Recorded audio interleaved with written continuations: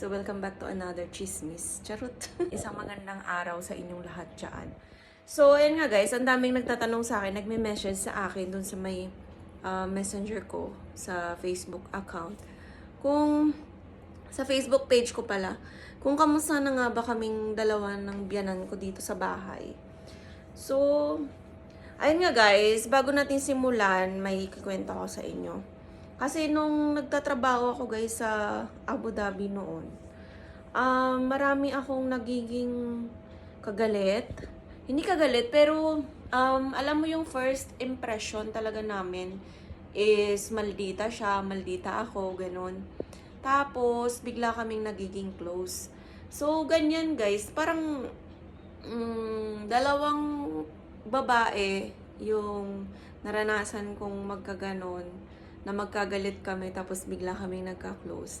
Tapos itong asawa ko na naging asawa ko. Alam nyo guys, yung kwento naman namin ng asawa ko is bale magkagalit, hindi kami magkagalit pero hindi kami talaga nagkakaintindihan sa workplace namin kasi meron siyang sariling desisyon, meron din akong sariling desisyon. Hindi kami nagtutugmang dalawa, ganun, sa trabaho.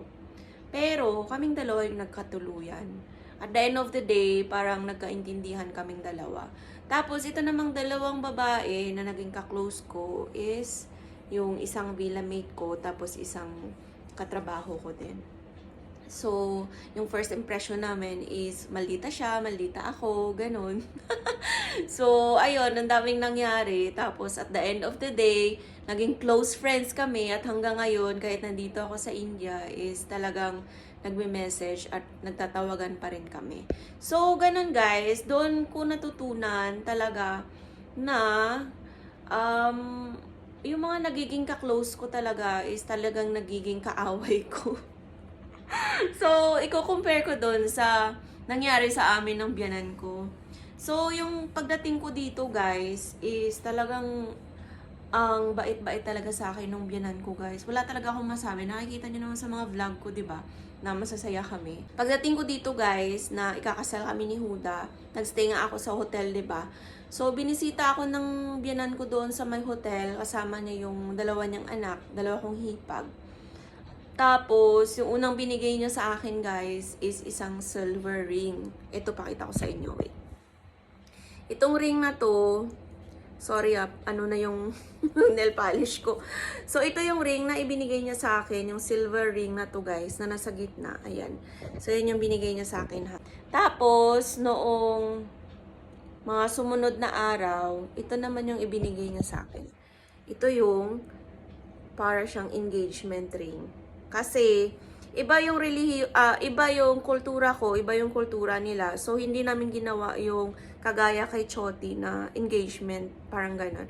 So, ito yung binigay sa akin ng biyanan ko. Ito. Yung gold na to, guys. Ayan. Mabigat to, charot. Sinusuot ko talaga to araw-araw, guys. Ito, tsaka ito. Dalawang to. Tapos, noong nandito na ako sa may bahay namin. So, may binigay din siya sa akin. Ulit. Ito yung binigay niya. Ayan, guys. Yung dalawang bangles na to.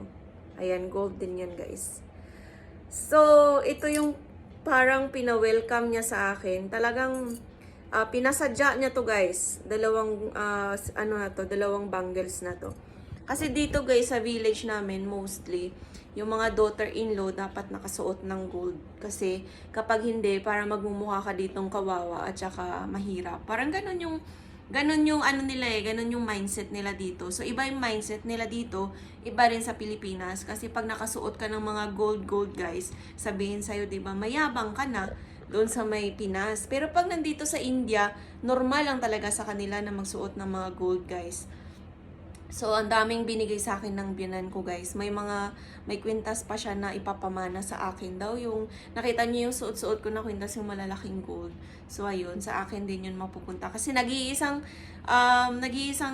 daughter-in-law lang din ako, guys. Isang lalaki lang yung anak nila, diba? Si Manjit. So, yun nga, guys. Tapos, close na close talaga kami. Tapos, palagi niya akong pinapatahian ng mga damit, ganun. Tapos, yun nga, nagstay kami doon sa may Gurugram for 2 years. Tapos, bumalik kami ulit dito para mag for good. So, ayan na nga, hindi ako nagstay dito ng matagal, bali 3 months lang ako dito. So, parang hindi nila nakilala yung totoong ugali ko ba. Kasi, mabait ako guys, mabait ako kapag mabait ka sa akin. So, meron akong kasabihan na treat me well and I'll treat you better. So, parang ganun ba? So, kung ano yung ipinapakita mo sa akin na ugali, ganun din ibabalik ko sa'yo. So, ganun yung ano ko talaga, yung ugali ko guys. So, mabait ako talaga. Pero, meron akong side na talagang maldita talaga ako guys kapag kinanti mo talaga ako, kung talagang ginawan mo talaga ako ng masama. Maldita talaga ako guys, sumalabas talagang pagkamaldita ko. So ayaw ko makipagplastikan. Dapat marunong ka ring lumaban, marunong kang tumayo para sa sarili mo. Alam mo yung gagawin kapag naabuso na yung pagkatao mo, 'di ba? Alam mong i-defend yung sarili mo. So ganun ako guys. Tapos ayun nga, so nangyari sa amin ng biyenan ko is yung pag-aaway namin at hindi pagkakaintindihan ay parang nagdulot siya ng may magandang nangyari, may magandang kinalabasan.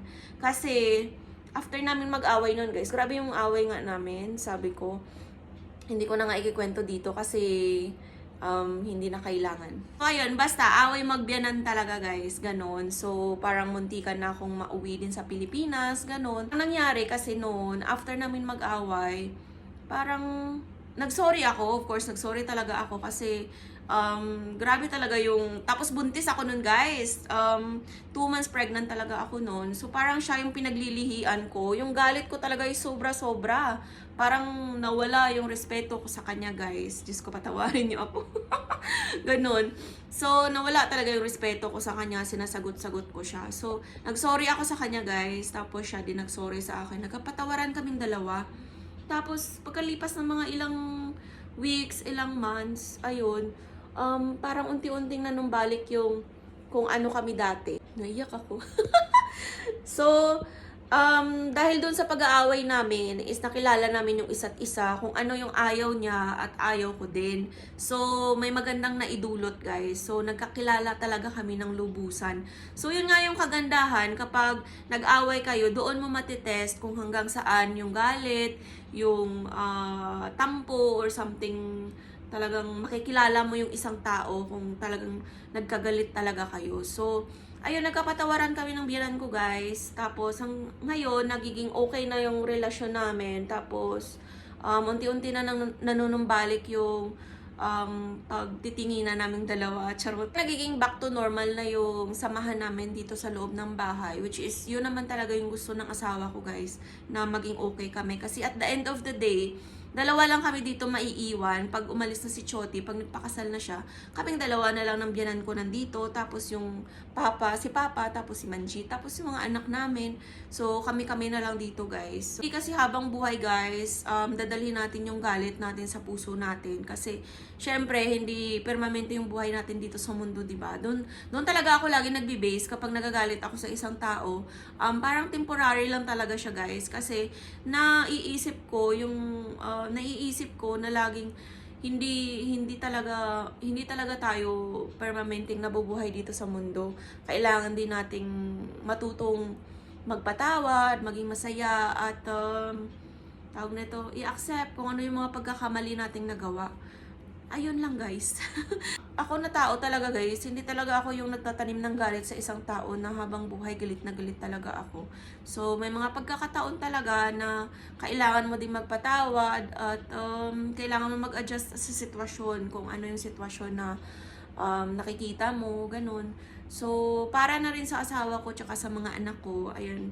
So okay na rin yung trato niya sa akin. So, magiging okay na rin yung pakikisama ko sa kanya. Ganun. Ganun lang guys kasimple. Yung may mga karanasan din sa mga biyanan dyan. Kasi alam ko, kapag kunyari nagstay ka sa isang bahay kasama ang biyanan, mga in-laws mo, madami talaga guys, madami talagang conflict kasi naniniwala talaga ako na nag-iisa lang talaga ang reyna sa bahay. Ganun. So, sila, yung reyna na yon yun lang talaga ang masusunod kung ano yung gusto nila sa bahay. So, kapag nakikitira tayo guys, kailangan natin talagang makisama at habaan pa talaga yung pasensya. Kasi, para na rin sa ikabubuti ng ating pamilya.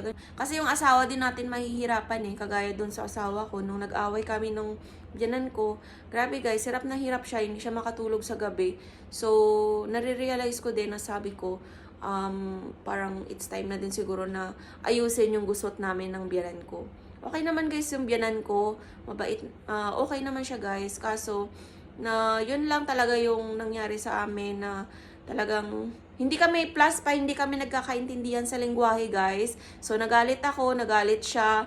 So parang ayun, nagsabong kaming dalawa. Iba yung kultura nila, iba yung kultura natin, ganun. So, pagkakaintindihan lang talaga guys, ganun. Ayun, sana may mapulot kayo na aral. Ang hirap din kasi nandito ako sa ibang bansa, kasama ang ibang lahi ko na in-laws, ganun. Ang hirap mag-adjust. So, kung may mangyari sa'yo dito, of course, sila pa din yung sasalo sa'yo, sila pa din yung mag-aalaga sa'yo. So, ayun guys. Chalo, bye.